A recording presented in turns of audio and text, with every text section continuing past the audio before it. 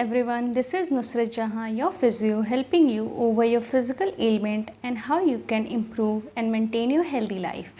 तो आज के वीडियो में हम ये डिस्कस करेंगे कि फिज़ियोथेरेपी के कुछ फैक्ट्स और मिथ्स क्या हैं।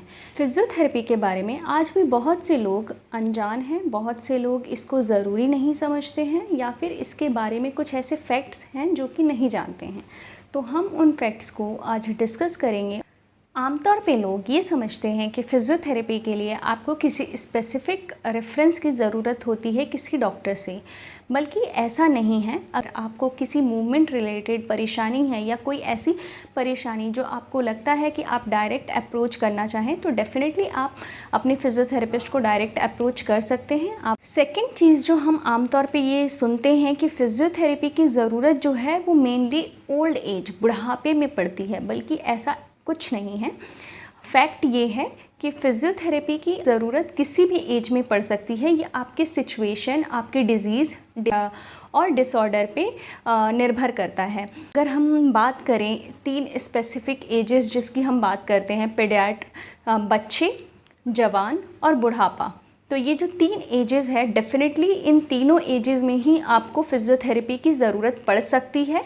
पीडियाट्रिक सेटअप में भी एक फ़िज़ियोथेरेपिस्ट की ज़रूरत होती है। यंग एज में अगर किसी को कोई इंजरी हो जाए, लिगामेंट इंजरी हो, फ्रैक्चर हो, किसी मूवमेंट रिलेटेड या पोस्चर रिलेटेड कोई परेशानी हो, या फिर कोई स्पोर्ट्स प्लेयर है जिसको खेलने में के वक्त अपने परफॉर्मेंस को इन्हेंस करने के लिए एक फ़िज़ियोथेरेपिस्ट की ज़रूरत पड़ सकती है।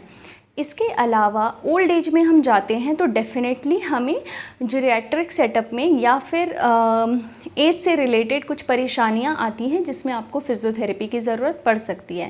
फ़िज़ियोथेरेपी की ज़रूरत जो है वो सिचुएशन नीडेड होती है। क्या परेशानी है आपको और किस परेशानी के तहत आप अपने फ़िज़ियोथेरेपिस्ट को अप्रोच कर सकते हैं, इस तरीके से आप अपना एक स्पेशलाइज्ड फ़िज़ियोथेरेपिस्ट चूज़ कर सकते हैं। अलावा हम आम तौर पे जब क्लिनिक सेटअप में काम करते हैं तो हम आमतौर पे ये देखते हैं कि लोग समझते हैं कि फ़िज़ियोथेरेपिस्ट हमारे साथ जितना टाइम हम स्पेंड करे, मतलब हमें ट्रीटमेंट टाइम जितना देगा, चाहे वो मैनुअल थेरेपी में हो या मशीन यूजेस में हो या फिर मोडेलिटीज़ यूज़ करना हो, मतलब आधे घंटा 1 घंटा अगर ट्रीटमेंट टाइम हो जाए तो मैं बहुत जल्दी ठीक हो जाऊंगा या फिर मुझे मेरे इलाज के लिए ये बेहतर है। लेकिन फैक्ट ये ऐसा कुछ नहीं है।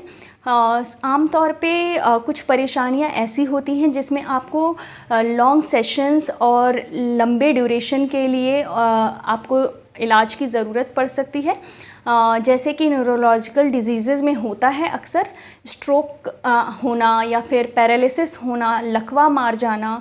इसके अलावा पीडियाट्रिक सेटअप में जब हम बच्चों के साथ डील करते हैं तो जब बच्चे माइलस्टोन को ग्रैब नहीं कर पाते हैं अपने टाइम के साथ, तो ऐसी कंडीशंस में डेफिनेटली आपको फ़िज़ियोथेरेपी की लॉन्ग टाइम में ज़रूरत पड़ती है और आपको लंबे सेशंस की भी ज़रूरत पड़ती है। लेकिन अगर कोई आपको ऑर्थोपेडिक इशू है, कोई पोस्चरल इशू है या फिर कोई ऐसी परेशानी है जिसमें सिर्फ 2 मैनुअल थेरेपी के सेशंस लेने से 15 मिनट ही थेरेपी करवाने से बेहतर हो सकता है, तो डेफ़िनेटली आपको लंबे ट्रीटमेंट की ज़रूरत नहीं होती है।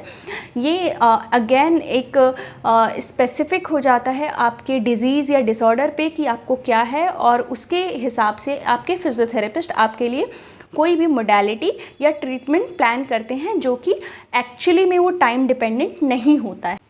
अक्सर ये देखा गया है कि लोगों के दिमाग में ये वहम होता है कि फ़िज़ियोथेरेपिस्ट के पास जाने पे वो आपको ठंडे पानी की सिकाई, गर्म पानी की सिकाई या कोई पर्टिकुलर मशीनरी का यूज़ करके ही वो आपका ट्रीटमेंट करेंगे, बल्कि ऐसा फैक्ट है कि नहीं है।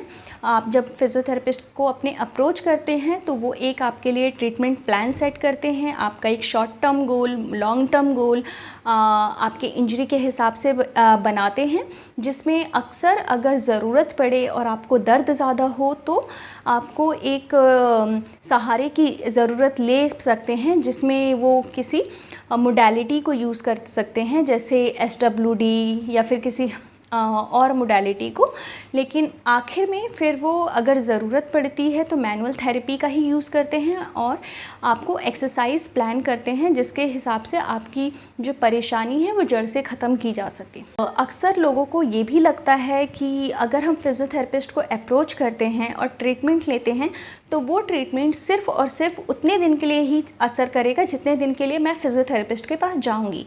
मैं 10 दिन के लिए अगर फिज़ियोथेरेपी सेशंस ले रही हूँ तो मैं 1 महीना 10 दिन ही ठीक रहूँगी, इसके बाद वो बीमारी वापस आ जाएगी। बल्कि फैक्ट ये है कि ऐसा बिल्कुल भी नहीं है।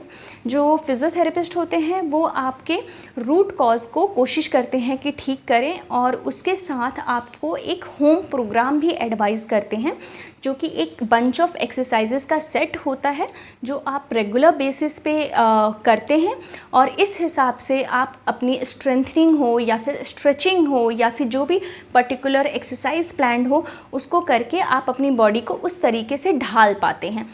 अक्सर इसमें टाइम ज़रूर लगता है क्योंकि बॉडी जो है किसी भी चीज़ को ऑप्ट करने में टाइम लेती है, लेकिन एक बार अगर वो चीज़ जड़ से ख़त्म हो जाए तो डेफ़िनेटली आपको बार बार फिज़ियोथेरेपिस्ट को अप्रोच नहीं करना पड़ता और ना ही वो परेशानी आपको बार बार परेशान कर। इसके बाद आखिरी जो पॉइंट मैं डिस्कस करना चाहती हूँ वो ये है कि अक्सर लोगों को लगता है कि कोई भी एक्सरसाइज आप घर में शुरू कर दें, मान लें आपको कंधे में परेशानी है तो कंधे की कुछ पर्टिकुलर एक्सरसाइजेज़ है आप उसको शुरू कर दें तो आपका कंधा बेहतर हो जाएगा। घुटने की कुछ परेशानी है तो आप घुटने की कुछ एक्सरसाइज किसी से आसपास से पूछ के, हमारे दोस्त यार हम लोग आपस में डिस्कस करते हैं और एक दूसरे को बता देते हैं तो वो एक्सरसाइज कर लेने से आपका दर्द भी ठीक हो जाएगा।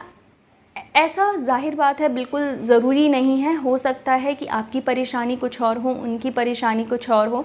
तो जब आप अपने एक फिज़ियोथेरेपिस्ट को अप्रोच करते हैं तो वो आपका एक थरली असेसमेंट करते हैं पहले, फिर वो आपका एक डायग्नोसिस बनाते हैं कि आपको एक्चुअल में परेशानी क्या है और उसके हिसाब से एक ट्रीटमेंट प्लान बनाते हैं जिसमें आपके गोल्स निर्धारित होते हैं कि इस पर्सन को कहाँ तक हम लेकर जा सकते हैं, जो कि वो आपसे डिस्कस करते हैं।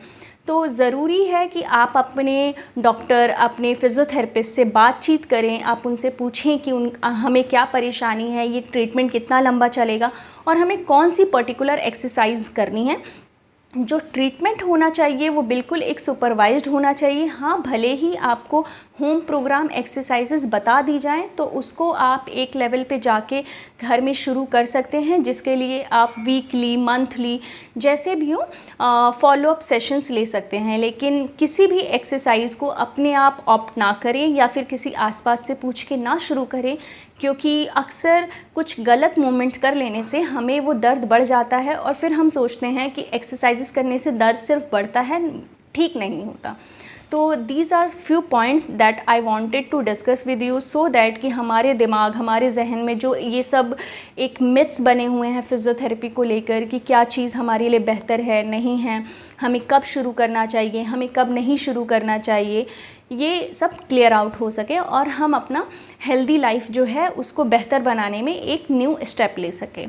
तो आज के वीडियो में बस इतना ही। होप आपको ये वीडियो अच्छी लगी हो, कुछ इन्फॉर्मेशन मिली हो। Thank you so much.